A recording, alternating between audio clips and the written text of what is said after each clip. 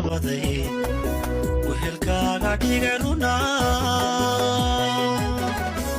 waligaa la noqolo wadarubaada kala hela. sheekadu sidan ayay ku bilaabmaysaa. jacaylka dhallaannimo uu ka dhadhan iyo qoto dheer yahay dareemada kale.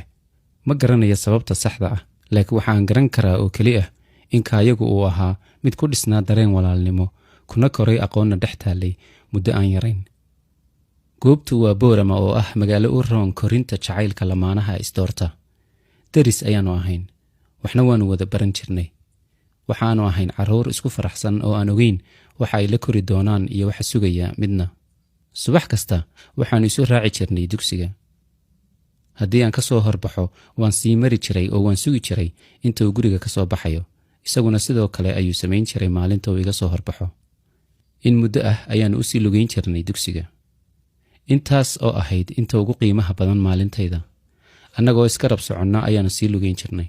magaalada oo markaas uu nala toostay ayaannu sii dhex maraynay inta aannu kaga hagaagno ee naga xigta dhanka dugsiga. dadka intana dhaafaysa, intana garab socota, iyo inta aannu guryahooda ku hormarayno iyaga oo ku cadayanaya, midkoodna ma garan karo sida aannu isku nahay iyo wehelka uu midba midka kale u yahay. walow aannu carruur ahayn oo aanaan garanayn sababta aannu isu xigsanayno, haddana jawaab umaannu baahnayn. wax waliba saxdii ayay ahaayeen. wuxuu ahaa wiil aan isku hallayn karo. waxa uu iga celin jiray cid kasta oo igu soo gardaroota, wiilal iyo gabdhaba. dugsiga inta aan joogo difaac ayuu ii ahaa. wuu ii ilaashin jiray. xitaa marka macallinku ii garaaco, walow aanu wax badan ka qaban karin, haddana wuu ka xumaan jiray. aniguna sidaas oo kale ayaan u damqan jiray. marka la gaadho wakhtiga nusa saacaha waannu isku darsan jirnay, meelna wax ayaannu ku wada cuni jirnay. sidaas ayaannu ku soo wada kornay, sidaas ayaannu ku weynaanay. wax ku kordha mooyaane waxba iskama dhimin. waa sidii iyo Boorama iyo annagii oo weynaanay. nolosha haddii aad u fiirsato, mar walba way dhantaalan tahay. mar ay buuxdo haddii aad aragtana wixii kala tuuri lahaa ayaa kugu soo aadan. waa dabcigeeda.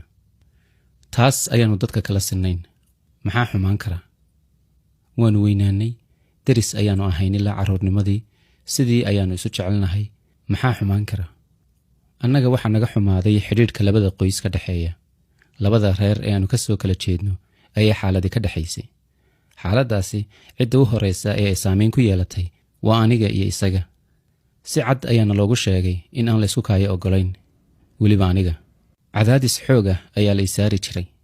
laba qof oo waaweyn ma la kala ilaalin karaa? midda kale, xidhiidh weligii soo jiray muxuu ka yaqaan reero islaayey? si kasta oo naloo kala ilaaliyo, naloo waaniyo, naloo kala eriyo, waannu kala maqnaan weynay. maalin maalmaha ka mid ah ayuu aabba igu yidhi, baadiyahayaynu aadaynaa. ujeeddada u weyn ee la ii kaxaynayo waan garanayay. waanan diiday intii aan karayay, balse waa la iga xoog batay. sidaas ayaan ku baxay. aabbahay waxa uu moodayaa inaan wax walba ku soo iloobayo baadiyaha, ama alaabaan dusha ku sito soo dhigayo. dhowr toddobaad oo aan maqnaa, dareen ayuunbaan la maqnaa. marnaba keligay ma aan ahayn. mar walba qalbigayga ayuu ku jiray. geed kasta iyo doox kasta oo aan arkana isaga uunbaa iga dhex muuqday. waxaabad moodaysay inaan ka raystay waxyaabo badan oo iga mashquulin jiray markii aan magaalada joogay. cidlo ayaan ula baxay. wehel ayaana ii ahaa intii aan maqnaa. sidii qof ila joogana uu i garab taagnaa. waa boqorka noloshayda, barbaariyaha iyo hagaha caqligayga. garab taagnaa. waa boqorka noloshayda, barbaariyaha iyo hagaha caqligayga. aad ayuu ii jecel yahay, anna ka darni. ujeeddadii uu aabba safarka ka lahaa, cakiskeeda aniga oo ku jira ayaan magaaladii ku soo noqday. maalintaas markii aan imid, isla habeennimadii ayaannu kulannay.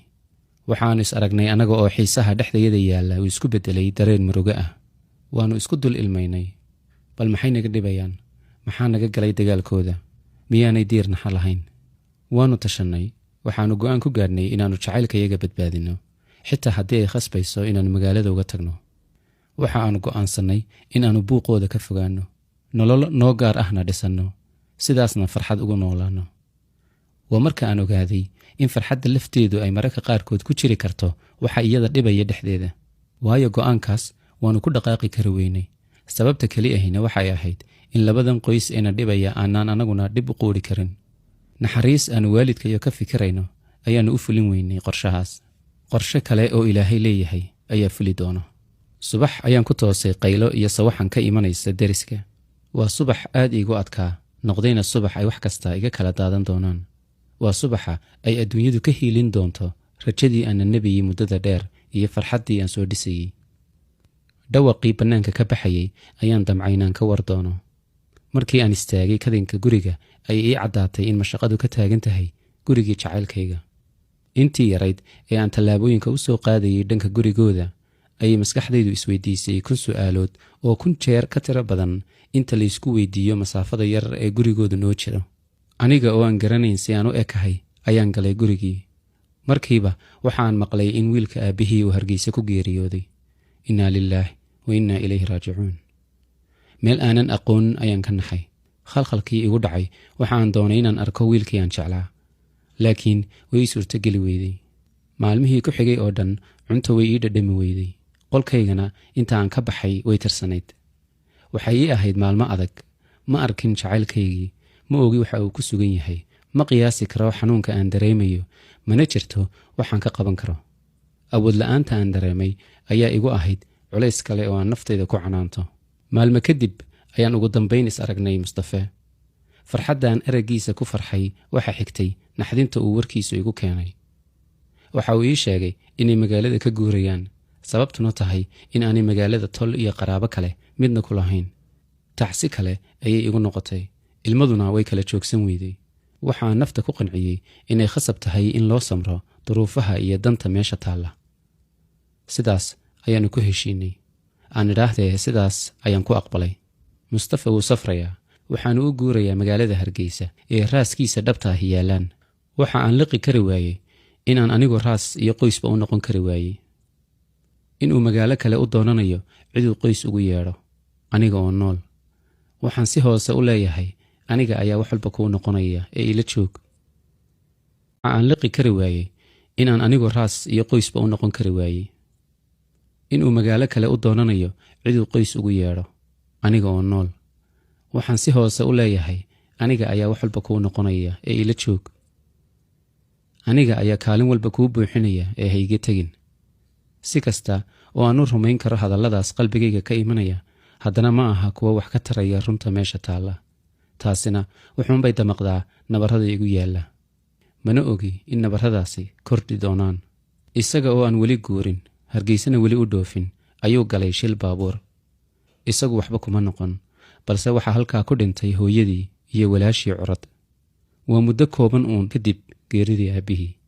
halkaas marka ay marayso, culays kasta oo aan dareemayey oo ku salaysnaa jacaylka aan u qabo ayaa waxa uu noqday wax aan la sheegi karin oo aad u yar. tacsi labaad ayaa haddana loo fadhiistay. markiiba waxaan u safray halka uu jooga oo Hargeysa ahayd si aan ugu laab qaboojo. intii karaankayga ahna waan garab joogay. Mustafe sidaas ayuu Hargeysa ku degay, wax nolol u eegna ku bilaabay. anna magaaladeydii Boorama ayaan qalbi madhan la dhex joogaa. isagu waxa uu halkaas ku noolaa guriga eedadii. si joogto ah ayaan u kala war qaadan jirnay, iskuna dayi jirnay in is-araggii joogtada ahaa aanu meeshiisa ku buuxinno ismaqal dheeri ah. maalin maalmaha ka mid ah ayuu ii sheegay in noloshu cidhiidhi ku tahay, eedadiina ay cadaadis aada saarto, uuna rabo inuu tahriibo. Mustafe duco ayuu iga codsaday. waxaan qiyaasay nolosha uu jacaylkaygu ku nool yahay. nin muddo kooban gudaheed ku waayey labadiisii waalid iyo walaashiisii curad, iminkana ku nool guri uu culays kale ku haysto. waxaan qiyaasay sida uu habeenkii u seexda keligii marka aan telefoonka dhigay kadib. waxaan qiyaasay sida uu habeenku ugu dheeryahay, hurdana aanu u helin. waxaas oo dhan waxa igaga xanuun kulul in aanan wax badan u qaban karin, laabta gelin karin, ilmada ka tiri karin, rajo wax aan ahaynna aanan ku biirin karin. dadaal iguma yara, laakiin markan oo kale ereyadu meel ma buuxshaan. markii uu warkaas ii sheegay, hadal ayaan iska waayey. wax aan ku joojiyo oo maangal ah ayaan iska waayey. muddo 7 ahna kooma ayaan galay. waa la ii baadhay, waxay hayana waa laiga waayey. haddana waan bukaa. maalintii aan ka soo noqday koomada ayaan ogaaday in Mustafe tahriibay. waxa aan fahmi waayey nabarradan igu dhacaya iyo waxa la ii tababarayo. intii aan ifka ka maqnaa ayuu Mustafana dunidaydii ka dhoofay. meel uu joogana ma aqaan. duco way iga dhammaatay, rajana ilaahay ayaan weydiistay in aanay iga faaruqin. waxaan iska noqday qof bukaan socod ah, mar kasta daalan, kala maqan oo aad mooddo inaan dhoofsanahay. iyada oo la ila hadlayo ayaan dhaafsanahay qofka jawaabta iga sugaya. mar dambe ayaan wax iska odhanayaa. dhaqdhaqaaqaygii aan wax ku qaban jiray ayaa yaraaday. nafsad ayaan u waayey inaan kaco ama hawl qabsado. waxaan xiisaynayey inaan keli ahaado, si aan fikirkayga iyo xusuusihii hore ugu keliyoobo. waxa keli ah ee aan xiisayn jiray ayaa ah